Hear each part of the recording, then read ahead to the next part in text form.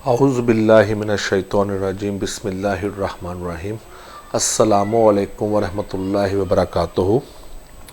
I am Aamir Miraj and you are watching Concept coaching.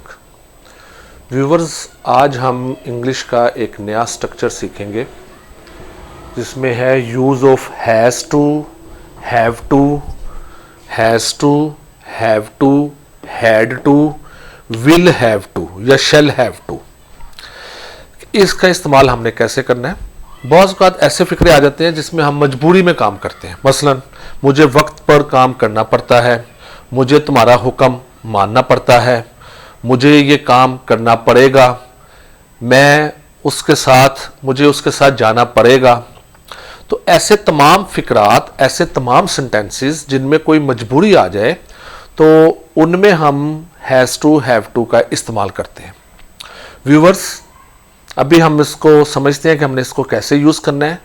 तो इससे पहले अगर आपने मेरा चैनल सब्सक्राइब नहीं किया तो please subscribe my channel, share it and like it so that you may get my latest videos. And bell के आइकन पे क्लिक करना मत भूलिएगा, बेल के आइकन पे ज़रूर क्लिक कीजिएगा। आपका काम चैनल सब्सक्राइब करना है और मेरा काम आपको टीच करना है। तो आइए सीखते हैं कि हमने हैज़ टू और हैव टू का इस्तेमाल कहाँ करना है और हैड टू हमने कहाँ इस्तेमाल करना है। तो याद रखिए कि हमने प्रेजेंट के लिए प्रेजेंट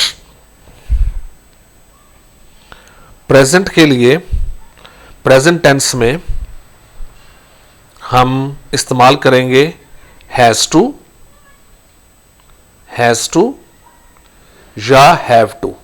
प्रेजेंट टेंस के लिए हैव टू यानी जिनमें ता है आ जाए, फिक्रे में ता है आ जाए, तो उसके लिए हम हैज़ टू या हैव टू इस्तेमाल करेंगे, तो वो प्रेजेंट टेंस होगा। इसी तरह पास्ट टेंस के लिए अगर पास्ट टेंस होगा, पास्ट टेंस, तो इसके लिए हम इस्तेमाल करेंगे हैड टू। मसलन मुझे वो काम करना पड़ता था, तो उसके लिए फिर हम हैड टू का इस्तेमाल करेंगे।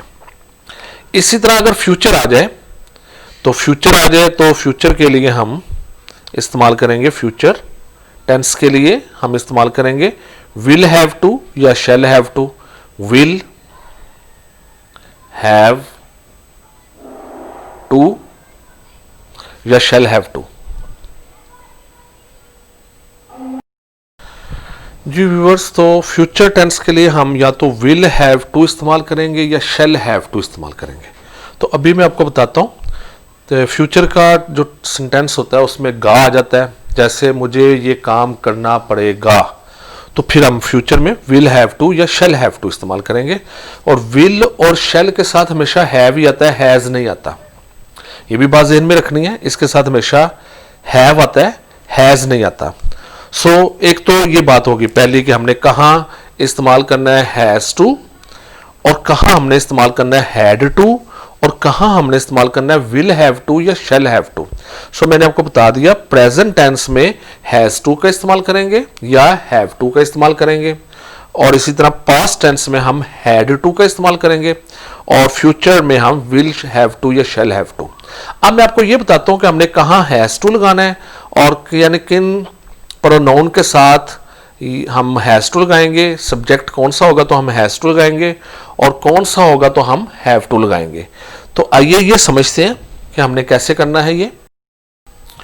जी व्यूअर्स, हमेशा याद रखें, मैं एक ग्रुप बनाता हूं। वो ग्रुप है कि आई, वी, यू एंड दे, ये ग्रुप है। और या प्लूरल आ जाए, प्लूरल यानी ज्यादा चीजें हो तो प्लूरल, आई, वी, यू, दे।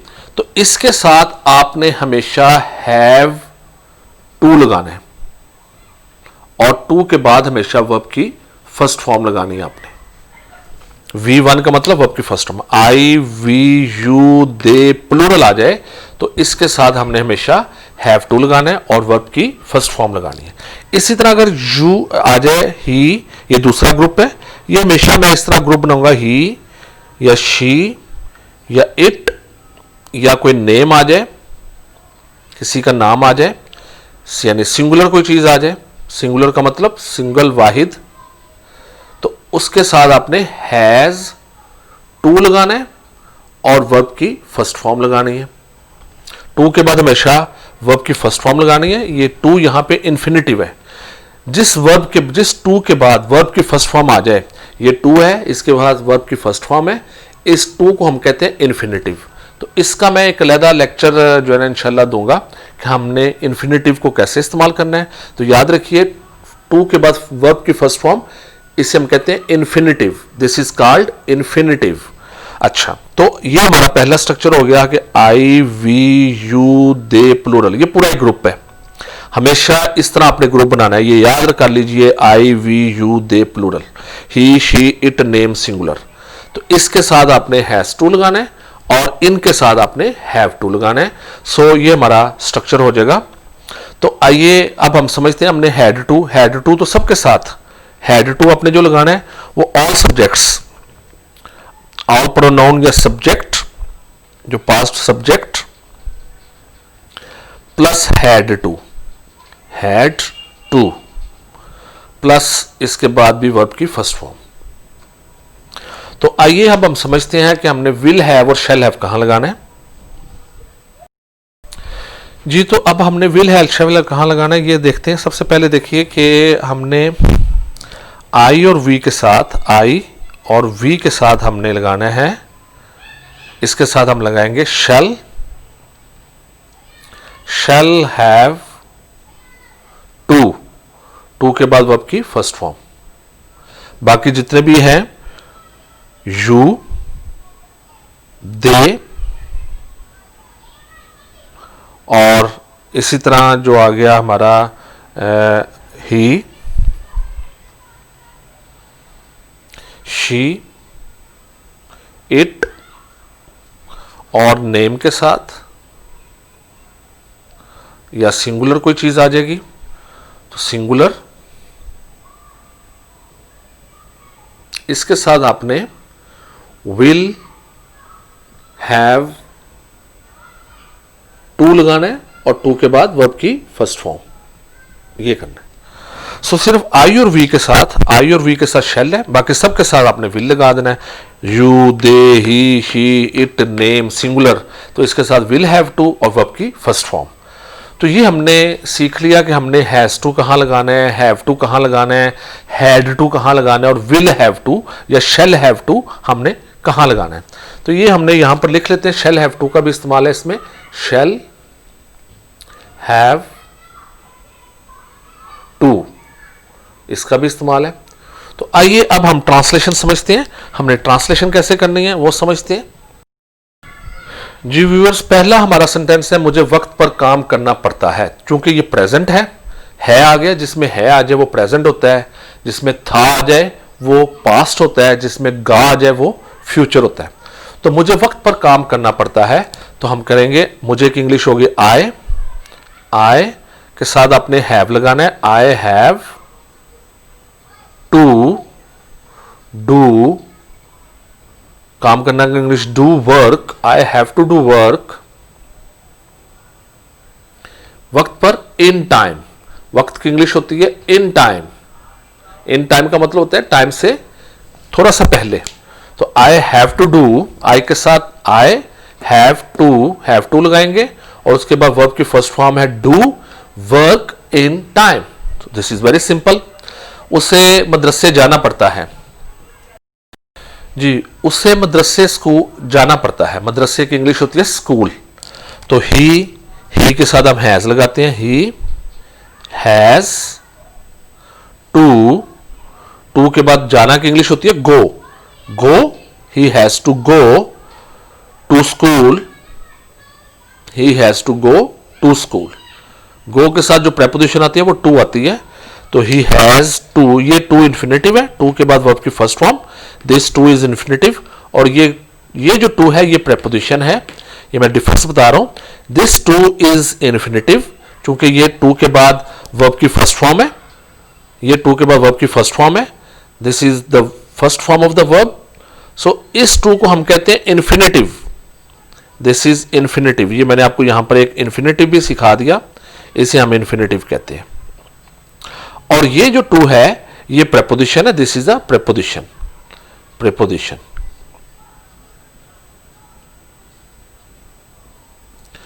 सो तो he has to go to school. So हमारी ये ट्रांसलेशन भी हो गई। आइए हम पास्ट और फ्यूचर को समझते हैं कि पास्ट और फ्यूचर के सेंटेंसेस को कैसे ट्रांसलेट करना है। जी व्यूअर्स, ये मैंने कुछ सेंटेंसेस लिखे हैं, तो इनकी ट्रांसलेशन समझते हैं। और पीछे मैंने इन्फिनेटिव लिखना था, तो मैंने इनफाइनाइट लिख दिया, तो उसे आप इन्फिनेटिव कर लें, दैट इज इन्फिनेटिव। टू के बाद वर्ब की फर्स्ट फॉर्म को कहते हैं इन्फिनेटिव। तो पहला सेंटेंस है, मुझे हर रोज सफर करना पड़ता था। तो चूंकि ये पास्ट का है, तो इसमें हमने हैड टू का इस्तेमाल करना है। तो हम इसकी ट्रांसलेशन करेंगे।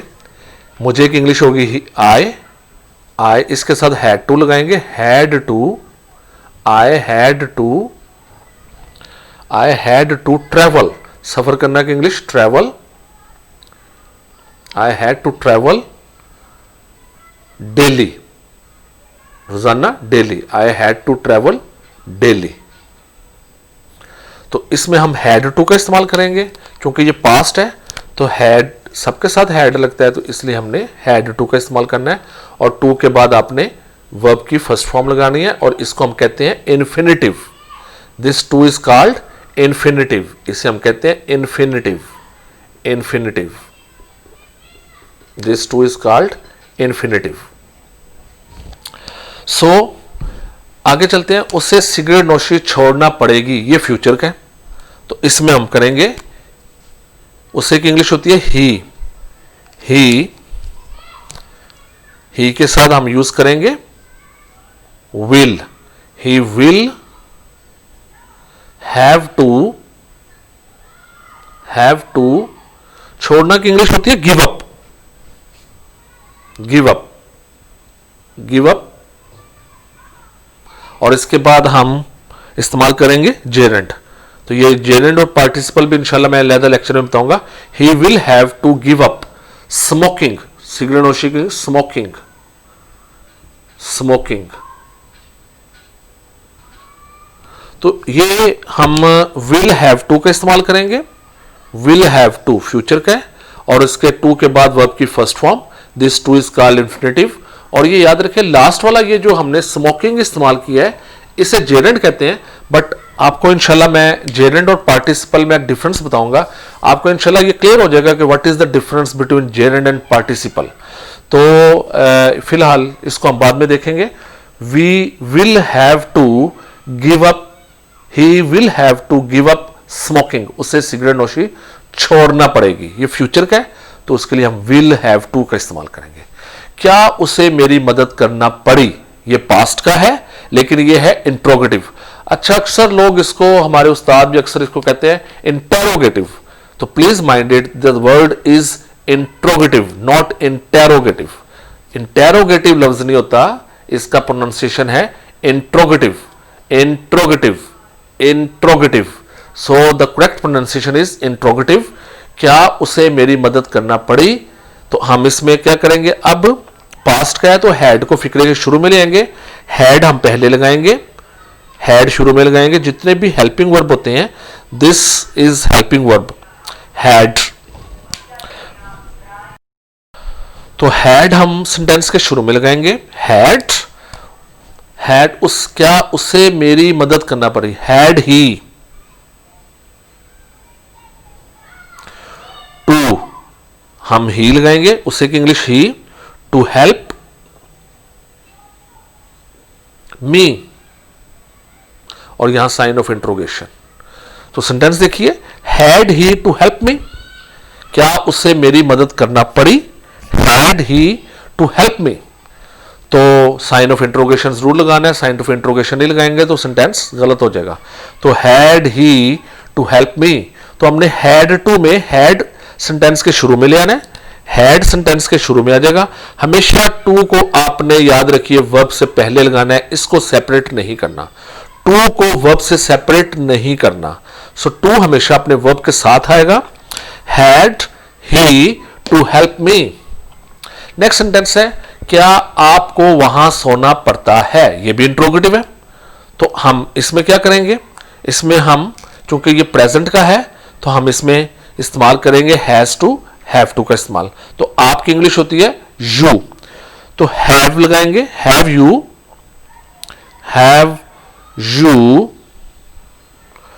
टू स्लीप देयर, और साइन ऑफ इंट्रोगेशन। तो अब देखिए कि मैंने यहां पर भी टू को हमेशा वर्ब के साथ रखना है। प्लीज मैं फिर आपको बता रहा हूं, इसमें पॉइंट याद रखें, टू को हमेशा आपने वर्ब के साथ रखना है, और हैज और हैव और हैड और विल, अगर यहां पर आपने करना है तो विल को सेंटेंस के शुरू में लेकर आना है। हैड को सेंटेंस के शुरू में, यहां आपने देख लिया हैड को सेंटेंस के शुरू में ले आए इंट्रोगेटिव बनाने के लिए, इसी तरह हैव को सेंटेंस के शुरू में ले आए, इसी तरह विल को अपने सेंटेंस के, विल को या शेल को सेंटेंस के शुरू में ले आना है तो इंट्रोगेटिव बन जाएगा। तो have you to sleep there, क्या आपको वहां सोना पड़ता है, have you to sleep there, so this is the interrogative. Have को आपने लगाना है शुरू में, हेल्पिंग वर्ब है ये, और एंड पर साइन ऑफ इंट्रोगेशन जरूर लगाना है। सो व्यूवर्स, होपफुली आपको has to, have to, had to, will have to, shall have to का इस्तेमाल समझ में आ गया होगा और आपको ट्रांसलेशन करनी आ गई होगी। तो मुझे उम्मीद है कि आपने ये सीख लिया होगा। इंशाल्लाह नेक्स्ट लेक्चर में एक नया स्ट्रक्चर आपके सामने लेकर आऊँगा। तब तक के लिए इजाज़त दीजिए। अल्लाह हाफिज़। पाकिस्तान जिंदाबाद।